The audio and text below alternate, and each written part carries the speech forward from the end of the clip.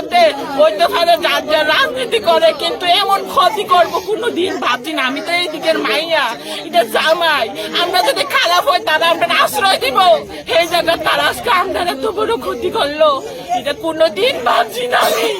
আজকে যেটা সবাই আসে আমার বিবল, আমার সাহস যে আমার কিছু না, তারা আছে আমার লেগে দাঁড়াবো। কিন্তু আজকে পরে কারেন্ট গেছে না, বাচ্চা তো মোবাইল দেখে, বাচ্চা চিল্লাইতেছে কারেন্ট যাও না, গেছি তাদের লাইট দিতাম, হঠাৎ করে যে ঘরের সালে ঢিলাইতেছে, শুধু আমার ফুলা মা ঢিলাইতেছে কেন জানি, দরজা খুললে ফুলা দৌড়ে দরজা তাইছে দেখে গাড়ি আগুন লাগে যাইতেছে, ফুলা তো দেখলো না, মানুষটি ছিল না।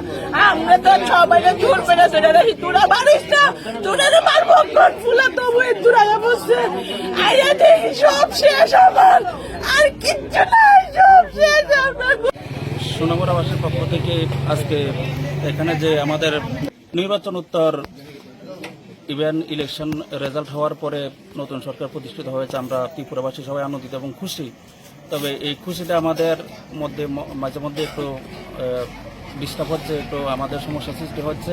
কারণ আজকে হাসপাতাল রোড আমাদের বাড়ির পাশেই শ্যামল মজুমদার বাড়িতে কে বা কারা দুষ্কৃতিকারীরা হয়তো ঘরের দরজা ভেঙে গেট ভেঙে ওর বাড়িতে একটা অটো রিক্সা জ্বালিয়ে দিয়েছে। এই সমস্ত ঘটনা প্রবাহ নির্বাচনের রেজাল্ট ঘোষণার পরে নতুন সরকার প্রতিষ্ঠিত হওয়ার পরেও বরাবর ঘটে যাচ্ছে। অতএব আমাদের এই সোনামুড়াবাসীর পক্ষ থেকে আমি এই ঘটনার নিন্দা জানাচ্ছি এবং এরকম পরিস্থিতি যাতে ত্রিপুরাতে কোথাও যাতে না হয় সেই জন্য আমি সরকার বাহাদুরের দৃষ্টি আকর্ষণ করছি।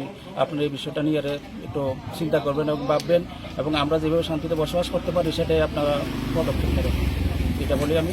কি হয়েছে ঘটনা? পরে জানাইছে হসপিটাল আগুন লাগছে। কিসের আগুন? কিসের আগুন লাগছে কইছে না, আমরা কইছে আগুন লাগছে, আমরা তো কল পাইতে পাইতে সঙ্গে সঙ্গে আই বসছি। পরে ওখানে দেখলাম যে একটা অটো গাড়ি, তারা কইতেছে যে গেটটা ভাঙ্গিয়া কিছু দুষ্কৃতী আগুনটা লাগাই দিয়ে গেছে, তারা কেউ ওরে চিনছো না জানছো না। আমরা আসার আগে তারা বাড়ি থেকে জল টল দিয়া নিবেছে। ভাগ্যিস এটা সিএনজি গাড়ি, নতুন গাড়ি, ব্যান্ড নিউ কন্ডিশন গাড়িটা, এই কোনো দুর্ঘটনা বড় হয়েছে না। আমার নাম রুহুল আমিন, পজিশন? আমি ফায়ারম্যান।